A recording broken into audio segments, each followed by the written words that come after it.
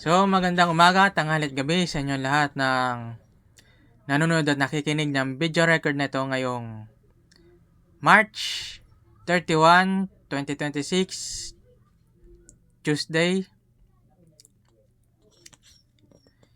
Ang ipapahayag ko po na salita ng Diyos ngayong araw na ito is Genesis chapter 19. That evening the two angels came to the entrance of the city of Sodom. Lot was sitting there, and when he saw them, he stood up to meet them. Then he welcomed them and bowed with his face to the ground. "My lords," he said, "come to my home to wash your feet and be my guests for the night. You may then get up early in the morning and be on your own way again." "Oh no," they replied, "we'll just spend the night out here in the city square." But Lot insisted, so at last they went home with him. Lot prepared a feast for them, completely with fresh bread made without yeast, and they ate. But before they retired for the night, all the men of Sodom, young and old, came from all over the city and surrounded the house.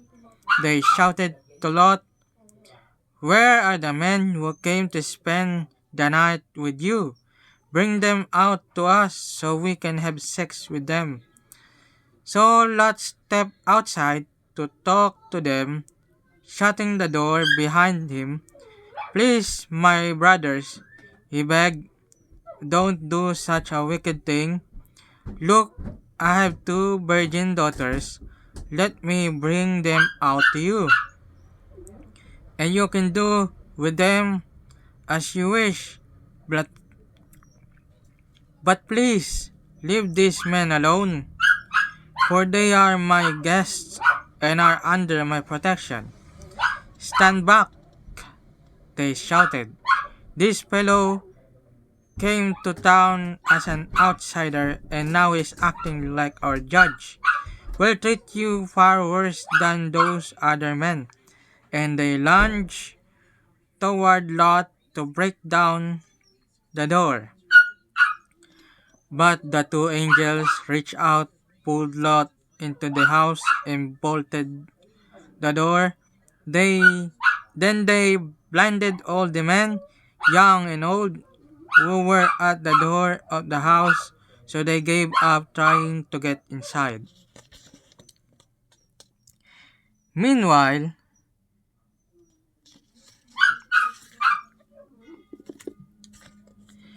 the angels questioned Lot. "Do you have any other relatives here in the city?" they asked. "Get them out of this place, your sons-in-law, sons, daughters, or anyone else, for we are about to destroy this city completely. The outcry against this place is so great. It has reached the Lord, and He has sent us to destroy it." So Lot rushed out to tell his daughter's fiancés, "Quick, get out of the city, the Lord is about to destroy it." But the young men thought he was only joking. At dawn the next morning, the angels became insistent. "Hurry," they said to Lot. "Take your wife and your two daughters who are here. Get out right now, or you will be swept away in the destruction of the city." When Lot still hesitated, the angel seized his hand and the hands of his wife and two daughters and rushed them to safety outside the city, for the Lord was merciful. When they were safely out of the city, one of the angels ordered, "Run for your lives, and don't look back or stop anywhere in the valley. Escape to the mountains, or you will be swept away." "Oh no, my lord," Lot begged.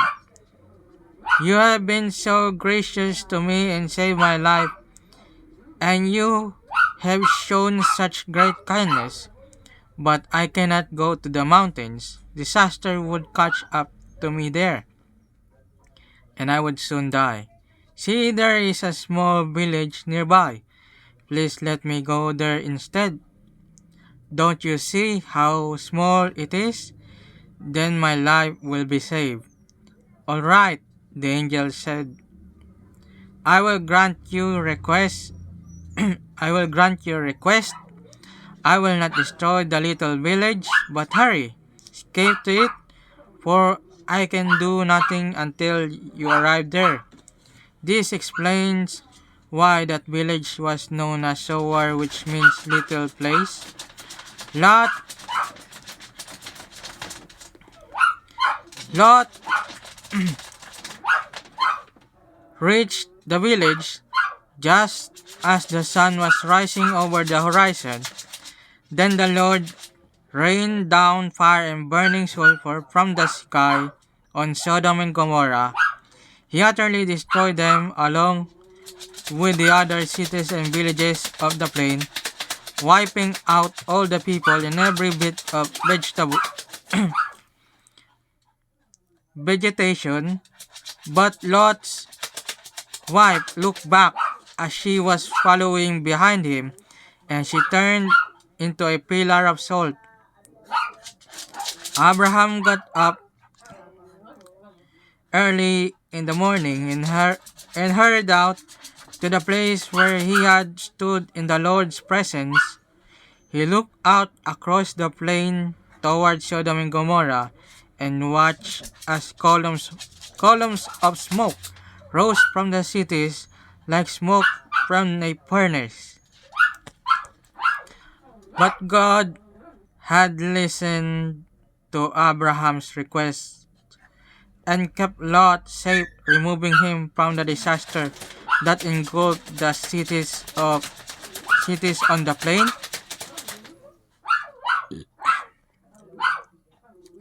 Afterward, Lot left Zoar because he was afraid of the people there, and he went to live in a cave in the mountains with his two daughters. One day, the older daughter said to her sister, "There are no men left anywhere in this entire area, so we can get married like everyone else, and our father will soon be too old to have children. Come, let's get him drunk with wine, and then we will have sex with him.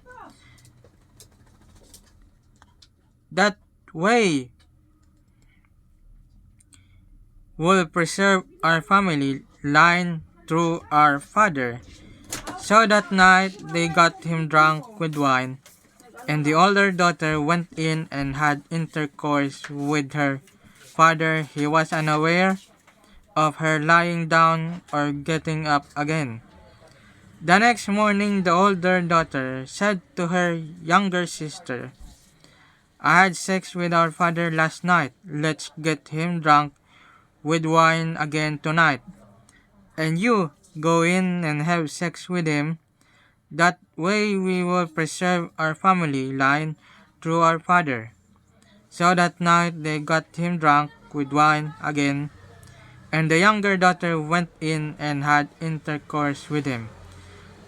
As before, he was unaware of her lying down or getting up again. As a result, both of Lot's daughters became pregnant by their own father. When the older daughter gave birth to a son, she named him Moab. He became the ancestor of the nation now known as the Moabites. When the younger daughter gave him birth to a son, she named him Ben-Ami. He became the ancestor of the nation now known as the Ammonites. So, yun lamang po Holy Bible Book chapter natin for today. Maraming salamat sa panonood at pakikinig ng video record na ito. Paki-share, like, support, and repost na rin po ito ang video record na ito. Naway kapulutan po ng aral ang salita ng Diyos na ipinahid ko po ngayong araw na ito. Maraming salamat. Yun lamang po and God bless.